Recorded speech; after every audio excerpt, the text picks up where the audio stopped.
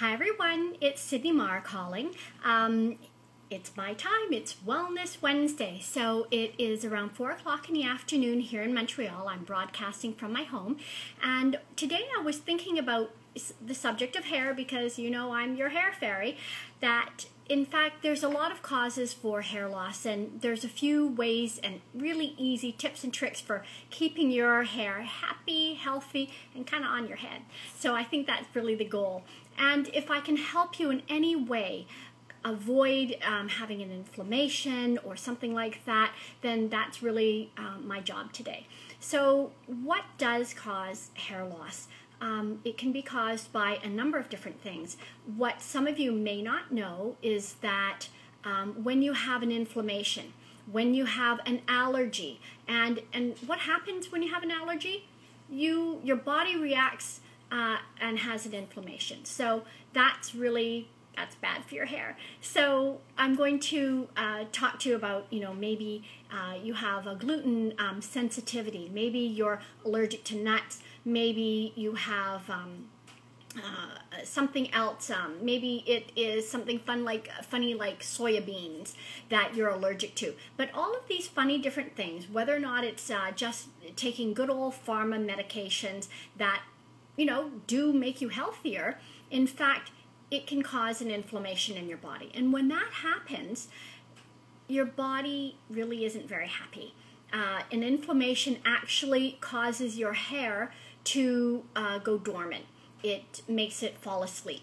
And when it falls asleep, it's kind of like it goes on a conveyor belt. 3 months later, almost to the minute, it's going to say, okay, I've been sleeping for 3 months, now it's time for me to fall out. So sometimes when my clients or friends come to me and say, hey, Sid, I'm starting to lose hair today, I ask them, what happened 3 months ago? Where were you 3 months ago or 3 or 4 months ago? Did you have a little bit of extra stress in your life? Did you have something that made you really nervous? Were you sleeping well? Did you have a surgery? What was going on? Did you maybe have a hormone shift? Those are the kinds of things that, people don't realize can actually make their hair go dormant. And when the hair goes dormant, as I said, it's like on a conveyor belt. You can't really stop it. It's gone to sleep, it's hanging on your head, but 3 months later, it keeps going, and then it goes boom, it's fallen out. So that's a great question. So if you're experiencing hair loss, you might look back 3 or 4 months and say, I wonder what was going on with me. Was something making me nervous? Did I have an allergic reaction? Maybe it was shellfish or something like that. And you're going to have your answer. So that's one of the areas where you can have an inflammation. But what about that? I mean, people have been talking about it. It's becoming kind of a more popular subject. But what can we do about helping you if you do have an inflammation? What can we do to reduce it? I'm going to tell you a couple of first things that come to my mind, and really super easy. Let's start with, I'm just going to reach over here and grab my glass of water. You need to drink more water because whatever's going in your body, let's flush it out. Let's detox it. Let's drink our water. I try to drink about 2 to 3 glasses, no, 2 or 3 liters per day. So every time my glass is empty, it gets to the bottom. I don't have any lemons today. I've run out of lemons. I've got to go to the store. I fill it back up. So that's the easy way for me to make sure that I'm well hydrated, that I'm actually detoxifying my system. Because if I had, maybe an infection or something and a doctor put me on some, terrific antibiotics, I also need later to flush it out of my system. And as you detox your hair is going to be so much happier. So why would I recommend in your glass of water to put some lemons? Because lemons alkalinize your body. And that is really an easy kind of health hack that you can use to bring your body into a more healthy state. Because when your body is in an either pH balance or a little bit more alkaline, your body is going to be in a great shape to fight off any germs, to really keep any disease at bay. If in fact you are a little bit on the acidic side, guess what? Your body it's just why it's like opening up the doors to germs and saying, hey guys, come on in. That's what happens when you have too much sugar. Bacteria happen to like a lot of sugar in their environment, because it's kind of like eating too many cookies. I mean, I love cookies, just don't eat too many of them. But when you are eating and you have a lot of sugary things in your diet, it's kind of like, you know, feeding the bacteria. It's like, hey, little bacteria, come. This is going to make you nice and chubby, but it also makes you maybe unwell. So these are one of the reasons why you might want to drink more water, have more things like a lemon in it, which is going to alkalinize your body, as well as maybe reducing your sugar content. But let's talk about the things that you might just have a sensitivity to. And those are the kinds of things that, you know, maybe inadvertent. Maybe you're going out for dinner with a friend. Hey Karen, hi, how are you? Lovely to see you. Always happy to see you here. I was just thinking about, actually, maybe we'll be going out for dinner soon, and maybe there'll be something great on that menu that I'm going to want, but maybe it's not the best thing for me. Maybe I'm a little sensitive to gluten, and when that happens, and my body's going to have an inflammation, and when that inflammation happens, it's going to put my hair at risk. Going to put your hair at risk. Whatever it is you have a little bit of an allergic reaction to is really the possible causes of an inflammation. And inflammation is it's really the thing that you want to avoid, whatever it is in your life, because we all might be a little bit allergic to everything. And it's kind of like learning to live the middle of the road. I'm not saying change your fridge. Just, you know, if you know that you're a little bit sensitive to certain things, try to reduce them. Try to get your body a little bit more alkaline, either by adding lemons into your water, either by adding baking soda into your coffee. I do that a little bit. When I make my coffee in the morning, I happen to like to have a little bit of sugar, and I do like to have a little bit of milk in it, but I also put a pinch of baking soda in it. Why do I do it? Number one, it doesn't change the flavor, so I still can enjoy my lovely cup of coffee in the morning, but it also really reduces the acid content. And I actually tested it. I went to the store and I said, okay, I'm going to be a freak. I'm going to take those little slips and I'm going to test it for pH. I tested my coffee as it was and looked at it, and I put it on a little piece of paper. Then I put the baking soda in, just a little pinch, and then I tested it, I stirred it, tested it again, and the color was completely different. I could see that I had positively brought it more neutral, and it was really crazy. And then I put a little bit of milk in it, and the acid level went back up. So it's about being aware of your environment. It's about being aware of what's making things a little bit more acid, a little bit more alkaline, that is really going to help you maintain your health. And at least, you know, if you're going to go a little bit this way, then you're going to do a little bit of a course correction. It's just about staying in the middle. So what are other things that can cause you to have an inflammation or to have a little bit of an upset body that's going to put your hair at risk? Let's talk about stress. Stress is really challenging for everybody, whether or not it's because your schedule is a little bit too busy, whether or not it's because you have some deadlines or some bills, or, you know, life is challenging. There's a lot of things we all want to squeeze into our day, all want to squeeze into our life, and we want to make everybody happy. We're kind of made that way. So stress comes creeping in. So what can you do for stress? I can just tell you really what I do to reduce my stress levels. All my friends out there know that I've had a few challenging years, and yet I think that I'm doing pretty good. Why? Because I'm holding space for me. I'm taking time just to say my prayers in the morning, say my gratitudes, and it's really, you know, as I mentioned in the description of this video, it's about tuning in to the frequency of love and gratitude. I take that time every morning before I sit down and do some work, before I go out the door, just to say, you know, there's so much in my life to be grateful for. There is so many people to be thankful for. I had a good night's sleep. I have my lovely glass of water. I've got the food that I need in the fridge, and my friends are helping me and supporting me. So there are so many reasons to just take a moment instead of rushing out the door before, when I'm still all frazzled or still a little bit mixed up, and say, these are the things that I'm grateful for. And I just get into my body, and I get grounded, and I take a moment and I breathe.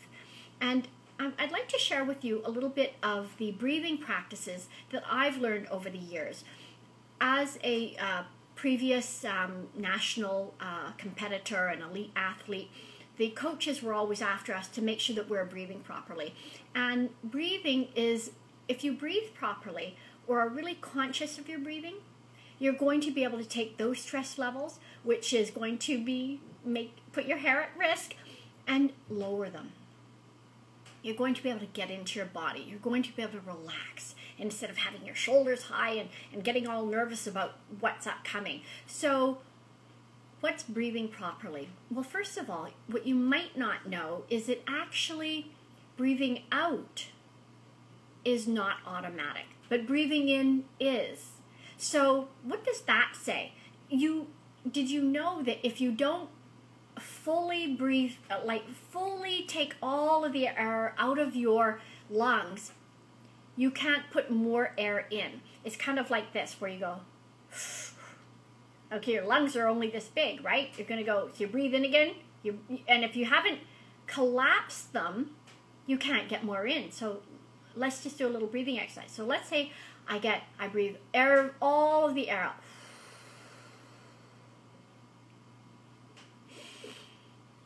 And it's natural for me to breathe in, then my lungs are going to be able to expand.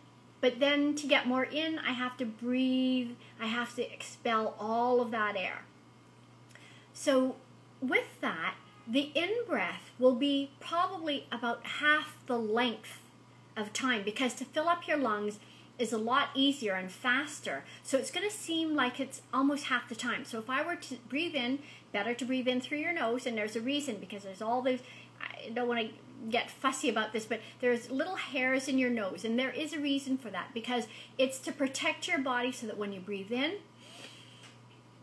it's filtered, and then when you breathe out, you have to push out as long as possible.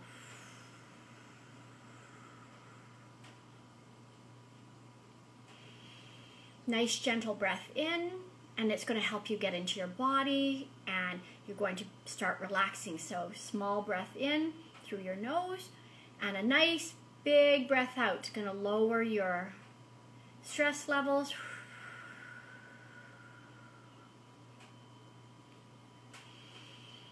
Breathe in, you're going to feel more in your body. Breathe out. So any moment in the day that you've got something coming at you, something that is stressing you, why don't you just take a moment and take 3 deep breaths. In through the nose, just a little one, in through the nose, and then out through your mouth. Just make sure that it's small, and then a really nice big one. Don't worry, you're going to have lots of space to breathe back in. And what does that do? It aerates your body. It helps you relax.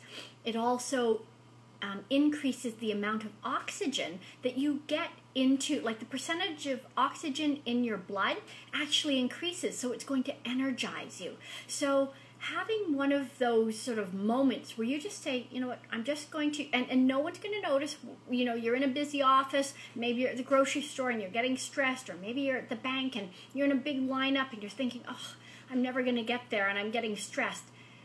Really easy way for you to lower your stress levels, and that is going to be to take 3 deep breaths. One, slowly in through your nose, and then a nice big one as far as you can push it out to exhale. And as you breathe in, and when I do that, what I take the opportunity to do is breathe in love and gratitude, and I breathe out, I release anything that's negative. It just shifts my energy. So it's just being conscious about how there's so much, conscious and aware of so much love and gratitude around that is available to us to tap into. Because I know that my friends are out there and they're sending me love and good wishes.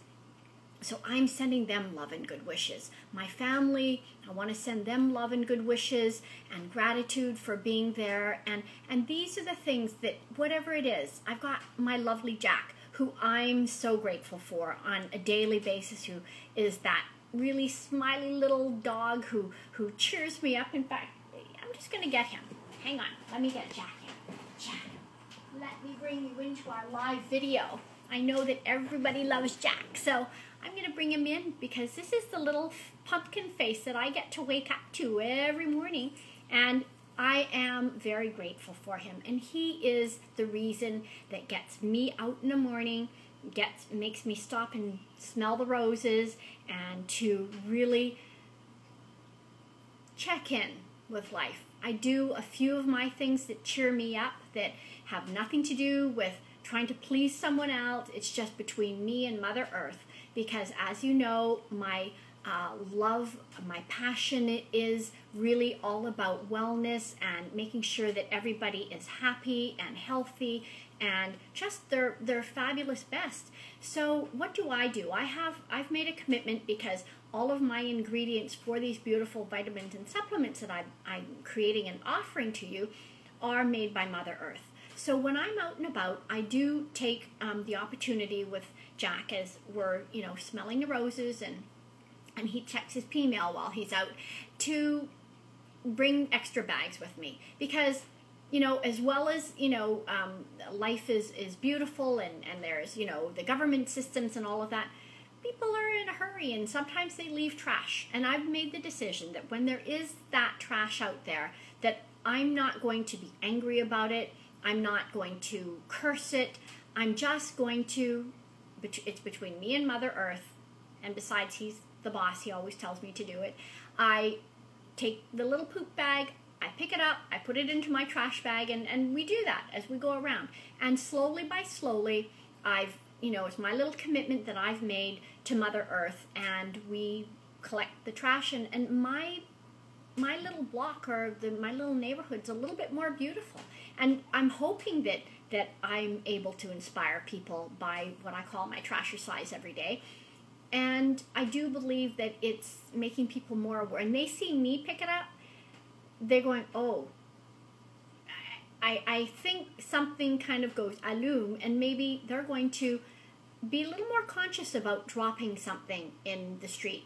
And that's really all that I want to do is to keep my commitments to myself. It's my deal, or my commitment with Mother Earth, and it's something that Jack and I like to do on a daily basis. So when I started this video today, I was talking about some of the reasons we have hair loss, and they can be, again, about stress. It can be not sleeping well enough. It can be maybe not getting, maybe not sleeping well enough is not getting that good bit of exercise, and that's what Jack and I do in our daily walk when we're out and getting some, good vitamin D with the sunshine.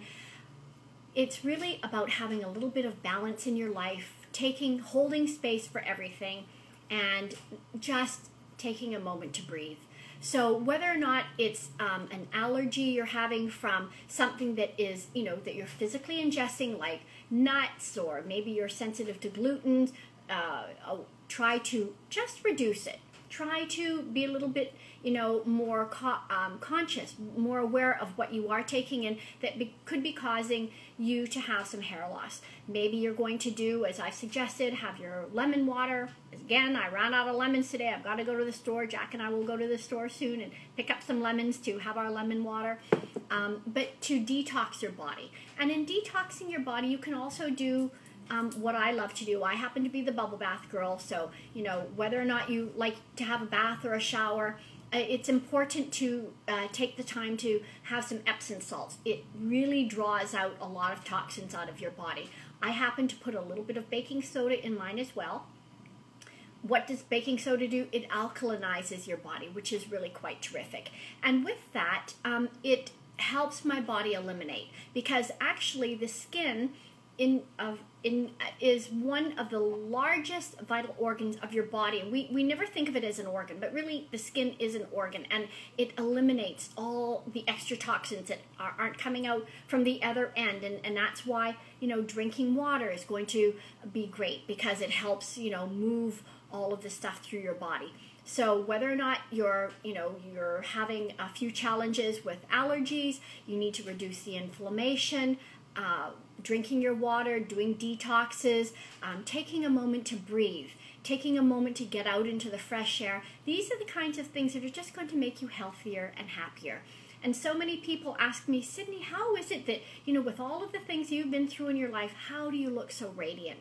How do you look so peaceful and happy? And you know what? Those are just my few little tips and tricks. So I'm hoping that on a daily basis that you'll join me in just taking a moment to realize how much we each have to be grateful for.